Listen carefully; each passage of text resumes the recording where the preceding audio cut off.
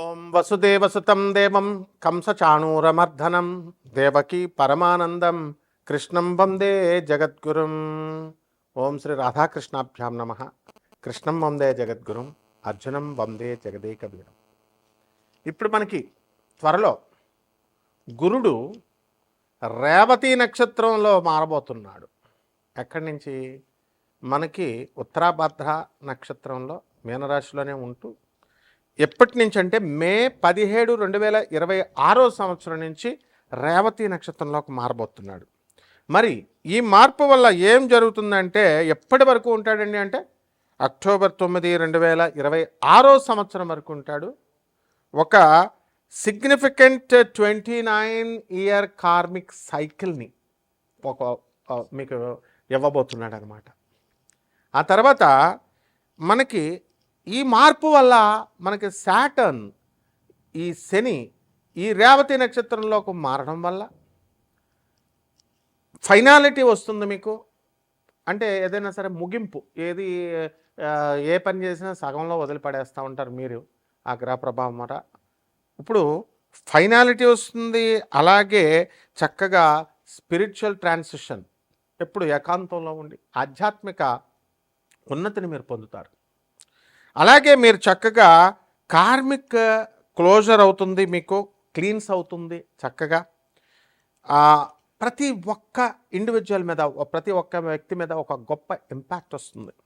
అది ఎలా అంటే profound inner shifts and endings, startings endings అన్నీ కూడా చక్కగా చేయగలుగుతారు. మరి ఇప్పుడు మనకి ఎక్కడున్నారు ఈ గ్రహస్థితి? ఈ 2026 సంవత్సరం యాజ్ ఆన్ ఈ మే నెలలో మనం కనుక చూసుకుంటే మిగతాదంతా కూడా కుజుడు మే 11 తర్వాత మేషరాశిలోకి మారబోతున్నాడు. అలాగే మనకి రవి మే 15 తర్వాత వృషభ రాశి సంచారం చేస్తాడు, ప్రవేశిస్తున్నాడు. అలాగే చక్కగా మనకి బుధుడు మే 15 తర్వాత వృషభ రాశిలోకి వస్తున్నాడు. అలాగే శుక్రుడు మరి మే 14వ తేదీన మనకి శుక్రుడు చక్కగా మనకి ఈ యొక్క మిథున రాశిలోకి వస్తున్నాడు. అలాగే బుధుడు మే 29వ తర్వాత రెండవసారి, మే నెలలో 2 సార్లు అతను మిథున రాశిలోకి వస్తున్నాడు. దీనివల్ల ఏమిటండి మనకి అంటే ఇప్పుడు రెట్రోగ్రేడ్లో లేడు మనకి సాటర్న్. ఎలా ఉన్నాడు? ఎక్కడున్నాడు? 15 డిగ్రీల మనకి మీన రాశిలో శని ఉన్నాడు. అలాగే కేతువు 11 డిగ్రీల సింహరాశిలో ఉన్నాడు. రాహు 11 డిగ్రీల కుంభరాశిలో ఉన్నాడు. మరి మనందరికీ కూడా యాజ్ ఆఫ్ మే 2, 2026 సంవత్సరాన్ని కనుక మనం తీసుకుంటే మనకి ఈ యొక్క శని వక్రించి లేడు. కాబట్టి ఎప్పుడండి ప్రారంభించాడు మీనరాశిలో కంటే 2023 సంవత్సరంలోకి ప్రవేశించి అర్లీ 2026 సంవత్సరం వరకు కూడా అతను అందులోనే ఉంటాడు మీనరాశిలో, డైరెక్ట్ మోషన్లో. ఇప్పుడు కరెంట్ మోషన్ ఏంటంటే ప్రస్తుతానికి డైరెక్ట్ ఫార్వర్డ్లో ఉన్నాడు. తర్వాత నెక్స్ట్ రెట్రోగ్రేడ్ రాబోతున్నాడు సాటర్న్. జూన్ 2026 సంవత్సరం నుంచి స్టార్ట్ అవుతాడు రెట్రోగ్రేడ్. స్టార్ట్ అయ్యి నవంబర్ 2026 సంవత్సరం వరకు కూడా అక్కడే ఉంటాడనమాట, వక్రించి ఉంటాడు. దీనివల్ల ఏమవుతుందంటే మనకి అప్కమింగ్ 2026 సంవత్సరం ఈ యొక్క వక్రించడం వల్ల ఇమోషనల్ హీలింగ్, కార్మిక్ క్లోజర్, ఆ తర్వాత ఎవాల్యుయేటింగ్ బౌండరీస్ ఇన్ మీనరాశిలో, పైసెస్లో ఇవన్నీ కూడా చేయడం జరుగుతుంది. అలాగే మనం మే 2026 సంవత్సరాన్ని కనుక మనం చూసుకున్నట్లయితే ఫీచర్స్ మనం చూసుకున్నప్పుడు హై ఎనర్జీ ప్లానెటరీ యాక్టివిటీ ఉంటుంది. అలాగే మార్స్ యారీస్లోకి ఎంటర్ అవుతున్నాడు మేషరాశిలోకి. శుక్రుడేమో చక్కగా జెమినీలోకి, మిథున రాశిలోకి. వీటి వల్ల డబల్ మూవ్స్ మళ్ళీ మెర్కురీకి, బుధుడికి, వీటన్నిటి వల్ల ఫాస్టరింగ్ ర్యాపిడ్, చాలా స్పీడ్గా డెసిసివ్ యాక్షన్. మీరంతా కూడా తొందరగా నిర్ణయాలు తీసుకోగలుగుతారు కెరీర్లో, రిలేషన్షిప్స్లో. అలాగే చక్కగా కీ షిఫ్ట్స్ ఉండడం వల్ల మే నెలలో మే 11న కుజుడు మేషరాశిలోకి, శుక్రుడు మే 14 నుంచి మిథున రాశిలోకి, ఆ విధంగా వృషభ రాశిలోకి మే 15 తర్వాత మనకి ఈ యొక్క రవి చేరడం, వీటిలన్నిటి వల్ల కూడా మీకు ఇంపల్సివ్ డెసిషన్స్ తీసుకుంటారు. 2 యాక్సిలరేటింగ్ యాక్టివిటీ చాలా స్పీడ్గా చేస్తారు మీరు ఎంతవరకు స్లోగా ఉన్నటువంటి వాళ్ళు. అండ్ డ్రైవ్ కూడా బాగుంటుంది. అండ్ రిలేషన్షిప్స్ని ఆ తర్వాత కమ్యూనికేషన్ని ఎఫెక్ట్ చేస్తాయి. అలాగే ఫోకస్ ఆన్ స్టెబిలిటీ మీద, స్థిరత్వం మీద, రిసోర్సెస్ మీద మీరు ఎక్కువగా స్థిరత్వం వస్తుందన్నమాట.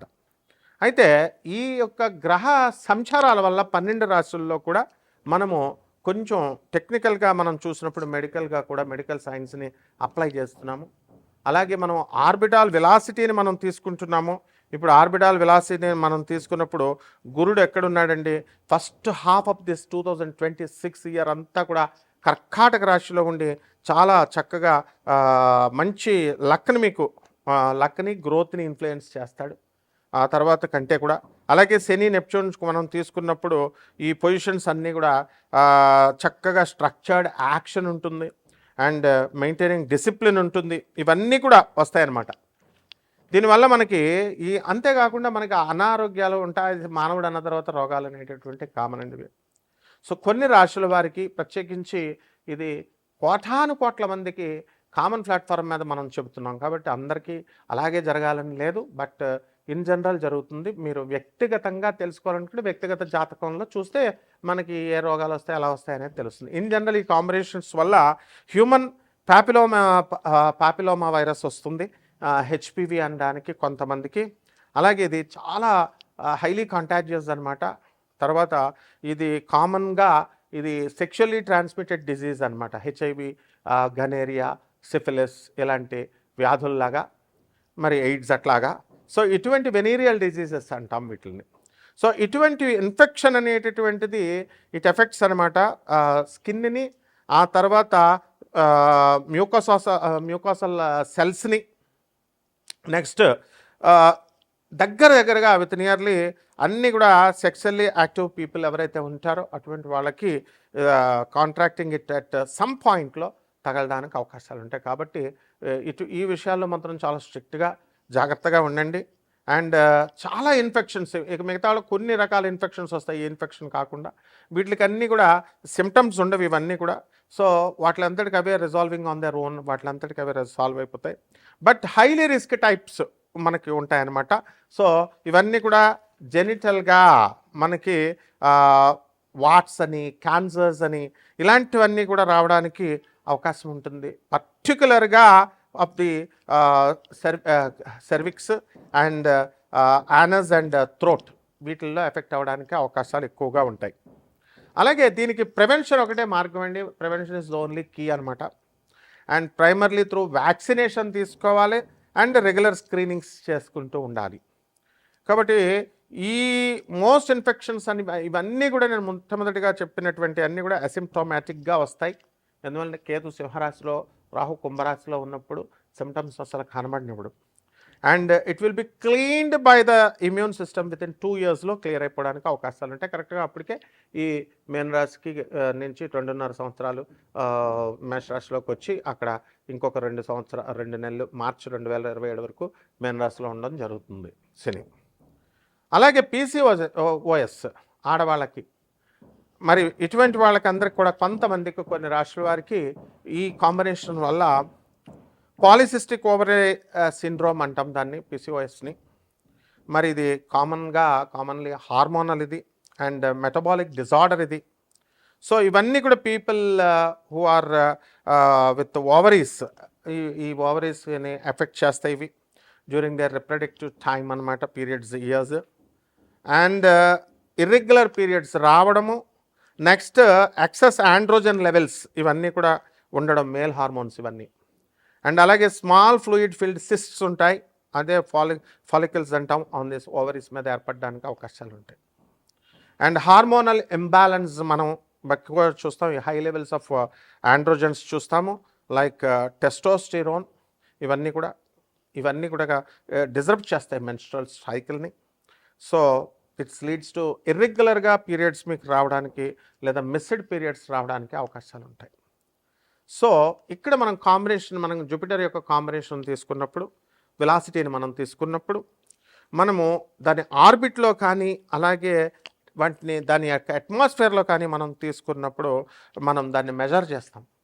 ఎలాగంటే Doppler spectroscopy, next radio science tracking and cloud tracking టెక్నిక్స్తో చేస్తాం. చేసి ground based instruments like Fourier transform spectrometers వాడతాము. ఎగ్జాంపుల్ జోవియల్ అనేది. అలాగే ఎస్ప్రెసో స్పెక్ట్రోగ్రాఫ్ మెజర్, దీని నుంచి డాప్లర్ షిఫ్ట్స్ నాసా ఉపయోగిస్తుంది. నాసా జూనో మిషన్ అంటాం. దీనివల్ల deep space network antennas to track radio signals అనమాట. సో దీని నుంచి మనం ఆర్బిటాల్ వెలాసిటీ మనం ఆఫ్ జూపిటర్ని మనం తీసుకున్నప్పుడు as on this date 13.06 kilometres per second ఉంది. And determined by tracking its orbit and the sun, around the sun. So ఈ విధంగా ఇదంతా కూడా జ్యోతిష్యం అంటే ఏదో 4వ ఇంట్లో రాహు, 3వ ఇంట్లో శని, ఏమన్నా నాకు బాగుంటుందండి, మా ఆయన మేము కొట్టుకుంటున్నామండి, ఇలా చేసేసారు ఆస్ట్రాలజీని. మళ్ళీ అట్లా కాదమ్మా, చాలా సైంటిఫిక్ ఇది. నేను చక్కగా ఈ యొక్క సైంటిఫిక్గా బాగా చదువుకున్నటువంటి వాళ్ళకే కాకుండా చదువులేనటువంటి వాళ్ళు కూడా నన్ను సంప్రదించవచ్చు మీరు చక్కగా. కాకపోతే మీరు అండర్స్టాండ్, జెన్యూనిటీకి దగ్గరగా ఉంటుంది. మనం ప్రిసైజ్గా నాసాస్ లైవ్ రిపోర్ట్స్ని బట్టి నేను చూసి చెప్పడం జరుగుతుంది. కాబట్టి మనము మీరంతా కూడా నాటి ప్రెడిక్షన్స్ అన్నీ కూడా అక్యురేట్గా ఉంటాయి, ఆ తర్వాత ప్రిసైజ్గా ఉంటాయి. సో దానివల్ల మీరు చూసుకోండి. ఇప్పుడున్నటువంటి ఈ గ్రహస్థితి 12 రాశుల మీద ఒక్కొక్కరి వారీగా ఏ విధంగా ఎఫెక్ట్ చేస్తుందో చూద్దాం. ధనుస్సు రాశి. ఈ ధనుస్సు రాశి వారికి అందరికీ కూడా మనకి శుక్రుడు, బుధుడు, గురుడితో కలిసి మే 15 తర్వాత మనకి రావడం జరుగుతుంది. అండ్ బుధుడు మే 29, 2026 తర్వాత నుంచి మిథున రాశిలోకి రావడం జరుగుతుంది. దీనివల్ల స్త్రీల నుంచి కొంత వ్యతిరేకత వచ్చినా కూడా లాభాలు కూడా కొన్ని ఉంటాయి. భార్య భర్తల మధ్య కొంచెం మిస్అండర్స్టాండింగ్స్ అనేటటువంటివి రావడానికి అవకాశాలు ఉంటాయి. But they are not of great magnitude అనమాట. సో ఆ విధంగా ఈ యొక్క ధనుష్ రాశి వారికి అర్ధాష్టమంలో ఉన్నటువంటి శనిగ్రహ ప్రభావం వల్ల మనకి రేవతి నక్షత్రంలోకి శని మారాడు. కాబట్టి కుటుంబంలో కొన్ని కలతలు ఇలాంటివన్నీ కూడా గతంలో ఉన్నాయి, ఇప్పుడు కొంచెం తగ్గి కుటుంబంలో మనశ్శాంతి అనేటటువంటిది వస్తుంది. అండ్ విద్యలో కూడా విఘ్నాలు లేకుండా కొంచెం ముందుకు బాగా వెళ్తారు, చక్కగా చదువులో రాణిస్తారు. అండ్ ఈ యొక్క రాహువు కుంభరాశిలో ఉన్నటువంటి కారణంగా చక్కగా మీరంతా కూడా మనకి రాహు గ్రహం విదేశాలకు సంబంధించినటువంటి వ్యవహారాల్లో మీరు ముందుకు వెళ్తారు. ఎక్స్పోర్ట్స్ ఇంపోర్ట్స్ బిజినెస్లో మీరు సాధిస్తారు. అండ్ బొటిక్స్, డిపార్ట్మెంటల్ స్టోర్స్, బట్టల షాపులు, హాస్టల్స్ ఇలాంటి బిజినెస్లన్నీ కూడా బ్రహ్మాండంగా ఉంటాయి. అండ్ సాఫ్ట్వేర్ ఉద్యోగాల్లో ఉన్నటువంటి వాళ్ళు ఎవరైతే ఉద్యోగాలు పోయినాయో అటువంటి వాళ్ళకి కాస్త రావడానికి అవకాశాలు ఉంటాయి. అండ్ ఈ రాశి వారికి అందరికీ కూడా మనకి ధనుసు రాశి వారు చాలా కోట్ల రూపాయలు తీసుకొచ్చి వ్యాపారాల్లో పెట్టుబడులు పెట్టారు. అటువంటి వాళ్ళు కొంచెం ముందుకు వెళుతుంది, రియల్ ఎస్టేట్ ముందుకు వెళుతుంది. పరిహారాలు ఏం చేసుకోవాలంటే ఈ యొక్క శని జపం చేయండి, శని స్తోత్రాలు చదవండి, శనికి కిలోంపావు నల్ల నువ్వులని, నల్లని వస్త్రాన్ని పేద బ్రాహ్మణులకి శనివారం నాడు ఉదయం 8 గంటలకు దానం చేసుకోండి. దశమహావిద్యల్లో ఒకటైనటువంటి మహాకాళి అమ్మవారి యొక్క హోమాన్ని కానీ, ఆమె యొక్క మంత్ర జపాన్ని కానీ, కాలభైరవ మంత్ర జపాన్ని కానీ చేసుకోవడం ద్వారా బ్రహ్మాండంగా మీకు ఉంటుంది. అలాగే రావి చెట్టునికి నీళ్లు పోసి ఆ రావి చెట్టు చుట్టూ ప్రదక్షిణాలు చేసుకోవాలా. డిఫారెస్టేషన్ చేయకూడదు, మొక్కలకు నీళ్లు బాగా వేసి పెంచాలి. ఈ విధంగా చేసినట్లయితే బ్రహ్మాండంగా ఉంటుంది. శుభమస్తు.